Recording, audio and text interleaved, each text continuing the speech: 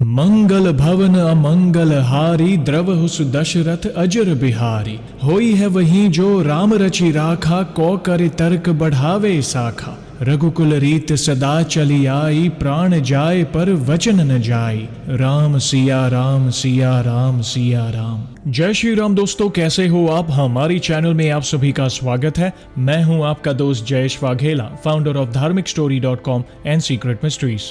दोस्तों, आज इस भक्त ने अपने अनुभव में जो कहा है उससे कई घर दुखी हैं और बर्बाद हो गए हैं।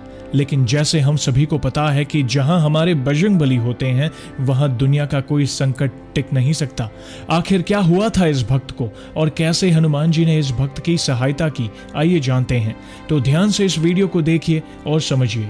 सभी भक्तों को जय श्री राम। मैं अपना नाम गुप्त रखना चाहती हूँ। मैं यूपी के आगरा की रहने वाली हूँ। जयेश भाई, मैं हनुमान जी की भक्ति पिछले 1 साल से ही कर रही हूँ, वो भी तब जब कुंडली बनाई तो उसमें मेरे लिए हनुमान जी की भक्ति करना बताया गया था। तब से पहली बार मैं हनुमान जी की पूजा करने लगी, क्योंकि आज तक यही सुनते आई कि लड़कियां हनुमान जी की पूजा नहीं करती। बजरंगबली की पूजा करते हुए 2 महीने ही हुए थे कि मुझे आपका चैनल दिखा और फिर पता नहीं एक आवाज आई कि मैं देखूं ये वीडियो। फिर मैंने आपकी सारी वीडियोस देख डाली। भक्तों के अनुभव को देखकर मुझ में विश्वास जगा कि मैं भी अब कुछ कर सकती हूँ। मेरे पति आर्मी में है तो वो ड्रिंक भी करते हैं, ये उनकी आदत में शामिल हो गया था और जब भी छुट्टी पर आते तो शराब पीना, दोस्तों के साथ घूमना, बस वो ही करते। घर में सास ससुर भी है। मेरे पति को तो मुझसे कोई मतलब ही नहीं कि मैं कैसे रहती हूँ। बस छुट्टी में आते हैं और झगड़े और क्लेश करते हैं।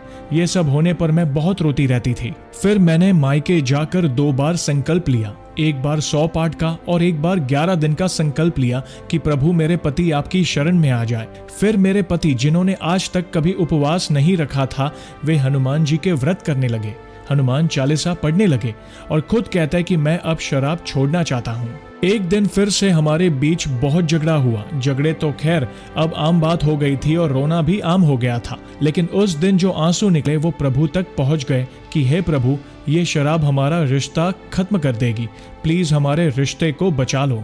ये सब होने के 2 दिन बाद ही इनके पेट में दर्द हुआ और उनका दर्द बढ़ता ही गया और साथ ही उन्हें टाइफाइड भी हो गया। जब दर्द ज्यादा हुआ तो चेकअप कराने पर पता चला कि लीवर में मवाद यानी पस हो गया है। हालत खराब होने पर उन्हें आईसीयू में एडमिट कराया गया। फिर कुछ दिन बाद वे घर आ गए, लेकिन परेशानी खत्म नहीं हुई थी। उन्हें फिर वही प्रॉब्लम हुई और उनके लीवर में फिर से मवाद यानी पस बन रहा था, तो उन्हें दोबारा मिलिट्री हॉस्पिटल में एडमिट किया गया। वहां उन्हें डॉक्टर ने दोबारा आईसीयू में रखा और मैं भगवान से प्रार्थना करने लगी कि प्रभु, ये अब शराब तो नहीं पिएंगे, लेकिन अब इन्हें ठीक कर दो। फिर इनके टेस्ट हुए और इस बार वो प्रॉब्लम ठीक होने लगी। जयेश भाई, यहाँ मैं आपको कुछ बताना भूल गई कि हुआ यूं कि जब पहली बार आईसीयू में वे एडमिट हुए तो छोटी दीपावली के दिन मैं उन्हें देखने गई। वहां से जब घर आई तो अचानक से ऐसा डर महसूस हुआ कि कोई मुझे देख रहा है और परेशान कर रहा है, लेकिन मैंने उस पर ध्यान नहीं दिया। फिर मेरे साथ ऐसा होने लगा कि रोज रात को करीब 1:30 बजे के आसपास मेरी आंख खुलने लगी। मुझे ऐसा लगता कि कोई मुझे जगा देता और उसी समय मुझे कुत्तों की रोने की आवाज आती। मुझे बहुत डर लगता था, मुझे नींद नहीं आती थी। फिर हनुमान चालीसा लगाकर सोती तो आराम से नींद आ जाती। मैं जैसे हंसना ही भूल गई थी, मुझे तो मरने के ख्याल भी आते थे। फिर मेरे पति जब घर आए तो उन्होंने मुझे देखकर कहा कि मेरे सामने से हट जा, तुझे देखकर खून खौलता है, मार दूंगा तुझे।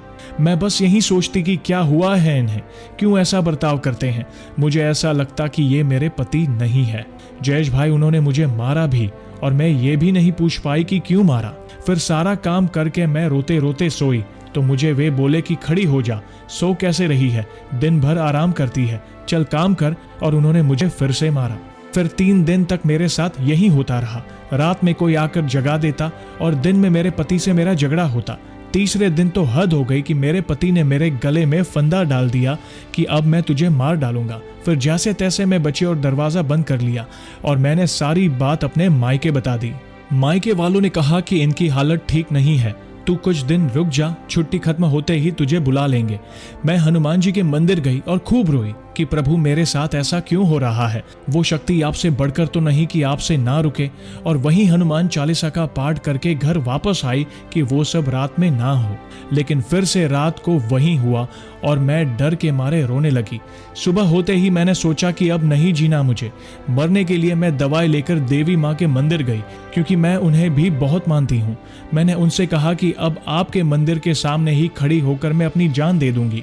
और जब मैं दवाई खाने वाली थी तो आखिरी मोमेंट पर मेरा मन बदल गया और मैंने खुद ही दवाई फेंक दी। और मन में यही आवाज आ रही थी कि तू कमजोर नहीं है, सामना कर। जयेश भाई, फिर मुझे एक रास्ता दिखा जहां से कुंडली बनवाई। वहीं फोन करके मैंने उनसे बात की और उन्हें बताया कि ये सब दिवाली से मेरे साथ हो रहा है। उन्होंने कुछ उपाय बताए, मैंने वो किए। फिर उस रात मैं अच्छे से सोई और सुबह जब आंख खुली तो कोई झगड़ा नहीं हुआ। लेकिन वो सब पूरी तरह गया नहीं था। जैसे मैंने आपको पहले बताया कि मेरे पति की तबीयत फिर से बिगड़ी और उन्हें मिलिट्री हॉस्पिटल में फिर से एडमिट किया गया था। फिर कुछ दिन मैं अपने मायके चली गई, मूड फ्रेश करने के बहाने। वहाँ का माहौल एकदम अलग है मेरे घर से। वहाँ सब हनुमान जी की और माता रानी की पूजा करते हैं, हर रोज हनुमान चालीसा पढ़ते हैं। फिर एक दिन मैंने सपने में देखा कि मेरे घर में 2 आत्माएं आई हैं मेरे पीछे और मुझे ढूंढ रही है और मुझे एक कोने में बुला रही है। तभी मेरे बजरंगबली आ गए और मैंने उन आत्माओं से कहा कि मेरे बजरंगबली मेरे साथ है, तुम कुछ नहीं कर सकती। फिर बजरंगबली ने उन दोनों को मारकर भगा दिया। उस दिन के बाद ना ही मुझे कोई बुरा सपना आया और ना ही मुझे डर लगा। आंखें खुलती भी तो बिना किसी डर के। अब मुझे कोई डर नहीं, क्योंकि मुझे अब पूरा विश्वास है कि माता रानी और बजरंगबली मेरे साथ है। दुनिया की कोई बुरी शक्ति मेरा कुछ बिगाड़ नहीं सकती। सभी भक्तों से विनती है कि आप जिस भी देवी देवता को मानते हैं उन पर भरोसा रखें। वो खुद आपको रास्ता दिखाएंगे और आपको दुखों से बाहर भी निकालेंगे। माता रानी और हनुमान जी की कृपा से मेरे जीवन में काफी परिवर्तन आया है। तो ये है मेरा छोटा सा अनुभव। आगे भी और अनुभव होंगे तो मैं आपको जरूर बताऊंगी। तो दोस्तों, देखा आपने, जब एक भक्त सच्चे दिल से प्रभु को मदद की गुहार लगाता है तो प्रभु उसकी सहायता करने आते ही हैं। बस जरूरत है तो सच्ची भक्ति और अटूट विश्वास की। देखना, वे आएंगे ही आएंगे। तो ऐसे ही है हमारी देवी माँ और हमारे बजरंगबली। तो दोस्तों, कैसी लगी श्री हनुमान जी के चमत्कार से जुड़ी आज की ये वीडियो को लाइक और शेयर जरूर करिएगा, ताकि ज्यादा से ज्यादा लोगों तक श्री हनुमान जी की महिमा को हम पहुंचा सके। और जल्द ही एक और सच्ची घटना के साथ हम वापस लौटेंगे। तब तक जय श्री राम, जय हनुमान।